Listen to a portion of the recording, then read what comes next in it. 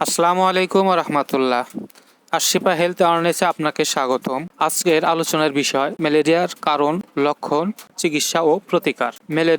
Malaria একটি মশাবাহিত সংক্রামক রোগ যা প্লাজমোডিয়াম প্রজাতির পরজীবীর কারণে হয়। মেল মানে হচ্ছে দূষিত এবং এরিয়া হচ্ছে বাতাস, অর্থাৎ দূষিত বাতাস থেকে শব্দটি উৎপত্তি। প্লাজমোডিয়াম এক প্রকার বিশেষ ধরনের জীবাণু বাহক মশার দংশন হতে ম্যালেরিয়া রোগের সৃষ্টি হয় এবং রক্তে পৌঁছে লিভার ও লোহিত কণিকাগুলিকে সংক্রমিত করে। ম্যালেরিয়া রোগের কারণ: অ্যানোফিলিস নামক স্ত্রী মশা প্লাজমোডিয়াম নামক এককোষীয় পরজীবী বহন করে এবং এই পরজীবী ম্যালেরিয়া নামক সংক্রমণ জ্বর সৃষ্টি করে। এই পরজীবী 4 প্রকার, যেমন Plasmodium falciparum, Plasmodium vivax, Plasmodium malariae, Plasmodium ovale. এই 4 প্রকারের জীবাণুই ম্যালেরিয়া তৈরি করে। ম্যালেরিয়ার উপসর্গ: উচ্চমাত্রায় জ্বর, অনিয়মিত বা চক্রাকার, কম্পন ও ঘাম, মাথা ব্যথা, বমি বা বমি বমি ভাব, পেশি ও জয়েন্টের ব্যথা, অ্যানিমিয়া বা লোহিত কণিকার হ্রাস, কিডনি বা লিভারের সমস্যা, কেন্দ্রীয় স্নায়ুতন্ত্রের জটিলতা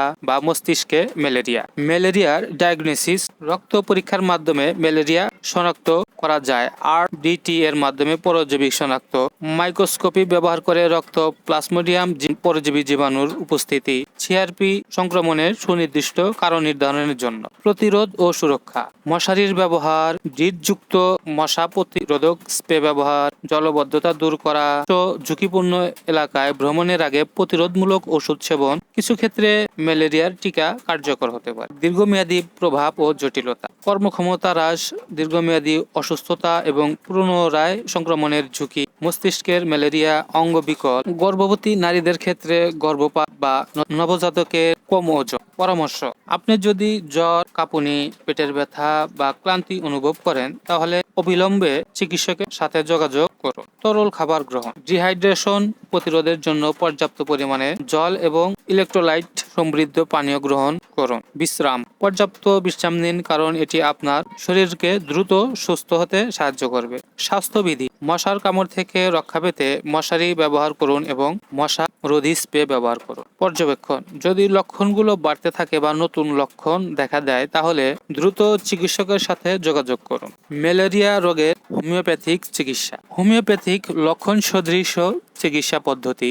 সুতরাং রোগীর শারীরিক, মানসিক, দৈহিক ইত্যাদি বিষয় বিচার বিশ্লেষণ করে একজন অভিজ্ঞ হোমিও চিকিৎসক তার ওষুধ নির্বাচন করে থাকে। তবে ferrum arsenic album, acid carbolic, baptisia camphor chionanthus, natrum sulph, ferrum phos ক্যালিসাল ইত্যাদি ওষুধের মধ্যে থেকে নির্বাচন করা হয়। ম্যালেরিয়ার প্রাকৃতিক চিকিৎসা: নিম পাতা। নিম পাতার কার্যকারিতা: নিমের পাতা অ্যান্টি ম্যালেরিয়াল গুণসম্পন্ন, যা ম্যালেরিয়ার জীবাণুকে ধ্বংস করতে সাহায্য করে এবং শরীরের রোগ প্রতিরোধ ক্ষমতা বাড়ায়। প্রস্তুত প্রণালী: 10 থেকে 15টি তাজা নিম পাতা পিষে 1 কাপ পানিতে মিশিয়ে দিনে 2 বার পান করুন। পুদিনা পাতা।